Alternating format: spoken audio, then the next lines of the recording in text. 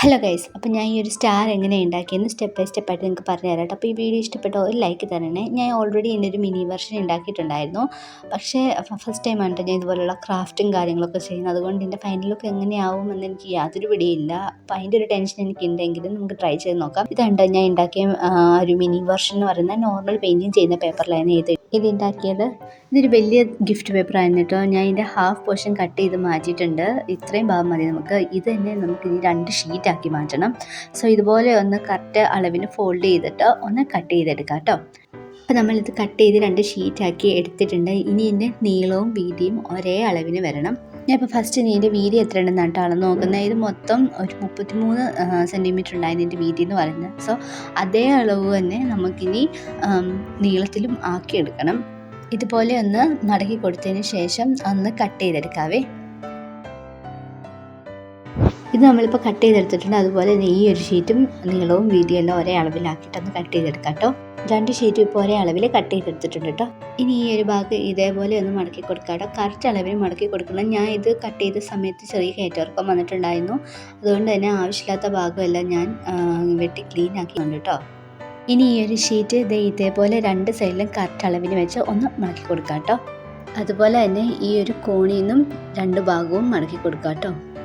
ഇതാണ് സെൻറ്റർ. ഞാൻ ഇവിടുന്ന് ഒരു 10 സെൻറ്റിമീറ്റർ നീളത്തിൽ 4 ഭാഗത്തുനിന്നും ഇതുപോലെ ഒന്ന് വരച്ച് കൊടുക്കുന്നുണ്ട് കേട്ടോ.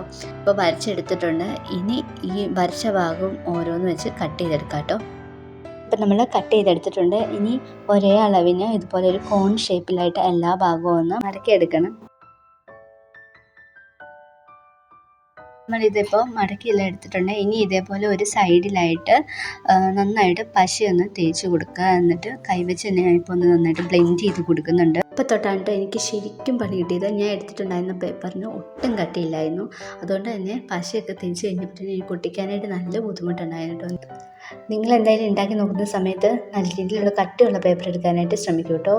അല്ലെങ്കിൽ ബോണ്ട് പേപ്പറിൻ്റെ മുകളിലേക്ക് ഇതുപോലത്തെ ഷീറ്റ് ഒട്ടിച്ചതിന് ശേഷം ഉണ്ടാക്കിയാലും മതി കേട്ടോ. ഇത് അത്യാവശ്യം കട്ടി കുറേ ഷീറ്റ് ആയതുകൊണ്ട് തന്നെ പശയെല്ലാം ഒട്ടിച്ച് കഴിഞ്ഞപ്പോഴത്തേനും അവിടെ ഇവിടെ എല്ലാം നല്ല രീതിയിൽ ചുളുങ്ങിയിട്ടുണ്ടായിരുന്നു കേട്ടോ. സോ ഞാൻ അതുകൊണ്ട് ഒരു പെൻ യൂസ് ചെയ്ത് അതൊന്ന് കുത്തി കൊടുത്ത് നേരെയാക്കി എടുക്കുന്നുണ്ട്. അപ്പോൾ ഇതേപോലെ ഒന്ന് ഒട്ടിച്ചെടുത്തിട്ടുണ്ട്. ഇനി മറ്റേ ഷീറ്റും കൂടെ ഇതേപോലെ ഒന്ന് റെഡിയാക്കി എടുത്തിട്ട് വരാം കേട്ടോ. അപ്പോൾ നമ്മുടെ 2ാമത്തെ ഷീറ്റും അതേപോലെ തന്നെ ഒന്ന് റെഡിയാക്കി എടുത്തിട്ടുണ്ട്. ഈ ഒരു ഭാഗത്തായിട്ടിട്ട് നമ്മൾ ഹാങ് ചെയ്യാനായിട്ടുള്ള ആ ഒരു വള്ളി പിടിപ്പിച്ച് കൊടുക്കുന്നത്. ആ ഒരു ഭാഗത്ത് മാത്രമായിട്ട് ചെറിയ ഹോൾ ഇട്ട് കൊടുക്കുന്നുണ്ട്. നിങ്ങളിത് ഉണ്ടാക്കുന്ന സമയത്ത് ഫസ്റ്റ് തന്നെ ഈ ഒരു പ്രോസസ്സ് ചെയ്യാനായിട്ട് ശ്രമിക്കും കേട്ടോ. അല്ലെങ്കിൽ പിന്നെ ഇതുപോലെ കഷ്ടപ്പെടേണ്ടി വരും. പിന്നെ ഞാൻ എവിടെയാണോ മാർക്ക് ചെയ്ത് അവിടെയല്ല ഗൈസ് ഹോൾ ഇട്ട് കൊടുത്തത്. പിന്നെ എന്തെങ്കിലും ഇട്ട് പോയില്ല. അതുകൊണ്ട് തന്നെ നേരെ തിരിച്ച് വള്ളി പിടിപ്പിച്ച് വെക്കാമെന്ന് വിചാരിച്ചു. നമ്മളങ്ങനെ തോറ്റൊന്നും കൊടുക്കാൻ പാടില്ലല്ലോ ഗൈസ്. അതിൽ ഒട്ടിച്ച് കഴിഞ്ഞപ്പോഴാണ് തേണ്ടയുടെ അടുത്ത പ്രശ്നം. ഞാനതിൻ്റെ ഒരു സൈഡിൽ ഹോളിടാൻ മറന്നു. പിന്നെ ഒരു ചെറിയ കത്രിക യൂസ് ചെയ്ത് നന്നായിട്ടൊന്ന് ഹോളിട്ട് ഞാൻ കയറി പോകുന്ന, പക്ഷേ കുഴപ്പമില്ലാതെ കിട്ടി. പിന്നെ ഇതിലിങ്ങനെയാണ് കേട്ടോ ഞാൻ ആ ഒരു വള്ളി കയറ്റി കൊടുക്കുന്നത്. നന്നായിട്ടൊന്ന് കെട്ടിക്കൊടുക്കുന്നുണ്ട് കേട്ടോ. ഇതിന് ആവശ്യമില്ലാത്ത ഭാഗം എന്നിട്ട് കട്ട് ചെയ്ത് കളയുന്നുണ്ട്. ഈ കെട്ടിക്കൊടുത്ത ഭാഗം ഉള്ളിലോട്ട് ഇടുവാണ്ട് ചെയ്യുന്നില്ലെങ്കിൽ കാണാനായിട്ട് ഒരു ഭംഗി ഉണ്ടാവില്ല. ഇനിയുള്ള മെയിൻ പ്രശ്നം ഇത് ഏത് രീതി വെക്കണം എന്നുള്ളതായിരുന്നു കേട്ടോ. ഞാൻ എടുത്ത പേപ്പറിന് ഒട്ടും കട്ടിയില്ലാത്തതുകൊണ്ട് തന്നെ ഇതെടുത്ത സമയത്ത് ഒരുമാതിരി ബലമില്ലാത്ത രീതിയിലായിരുന്നു കേട്ടോ ഇരുന്നിട്ടുണ്ടായിരുന്നത്. അതുകൊണ്ട് തന്നെ പിടിക്കാനും നല്ല ബുദ്ധിമുട്ടുണ്ടായിരുന്നു. ആദ്യം വെച്ച രീതിയിൽ നോക്കിയപ്പോഴത്തേനും ഒരു ഭംഗി തോന്നിയില്ല. അതുകൊണ്ട് പിന്നെ ഈ രീതിയിൽ നിന്ന് വെച്ച് നോക്കാമെന്ന് കരുതിട്ടോ. നെക്സ്റ്റ് സ്റ്റെപ്പ് പശ ഒട്ടിക്കാൻ ഗൈസ്. അപ്പോൾ ആദ്യമൊന്നും കുലുക്കിയിട്ട് വരുന്നില്ലായിരുന്നു കേട്ടോ പശ. അത് കഴിഞ്ഞ് പിന്നെ ഒരുവിധം ഉള്ള ബലം മുഴുവൻ എടുത്തൊന്ന് കുറഞ്ഞ് കഴിഞ്ഞപ്പോഴത്തേനും വന്നു.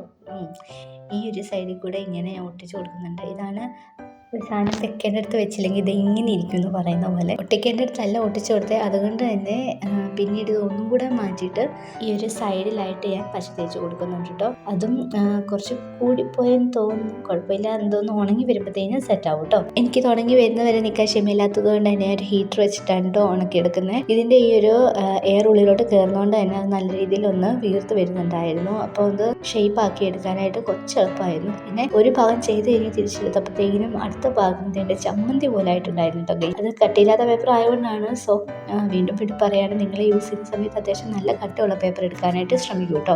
ഇതിപ്പോൾ ഈ ഉണക്കി എടുക്കുന്നതിൻ്റെ കൂടെ തന്നെ ആ ഒരു ഷേപ്പും കൂടെ ആക്കി എടുക്കുന്നുണ്ട് കേട്ടോ. നന്നായിട്ടൊന്ന് പിടിച്ചു. അപ്പോൾ നമ്മുടെ സ്റ്റാർ ഇവിടെ റെഡി ആയിട്ടുണ്ട്. നിങ്ങൾക്ക് ഇത് ഇഷ്ടമായോ ഇല്ലയോ എന്ന് കമൻറ്റ് ചെയ്യൂ കേട്ടോ. സത്യം പറയാലോ ഗൈസ്, ഇത്രയും ഭംഗിയുണ്ടാകും ഞാൻ വിചാരിച്ചില്ല കേട്ടോ. ഇത് ഞാൻ ഇനി എവിടെയെങ്കിലും ഒന്ന് ഹാങ് ചെയ്തിട്ട് കാണിച്ചു തരാം കേട്ടോ. ഗൈസ്, എൻ്റെ ഈ വീഡിയോ നിങ്ങൾക്ക് ഇഷ്ടമായിട്ടുണ്ടെങ്കിൽ വീഡിയോ ലൈക്ക് ചെയ്തിട്ട് പോകാൻ മറക്കല്ല കേട്ടോ. വീഡിയോ ഇഷ്ടപ്പെട്ടാൽ മാത്രം എൻ്റെ ചാനൽ സബ്സ്ക്രൈബ് ചെയ്ത് സപ്പോർട്ട് ചെയ്യാം കേട്ടോ.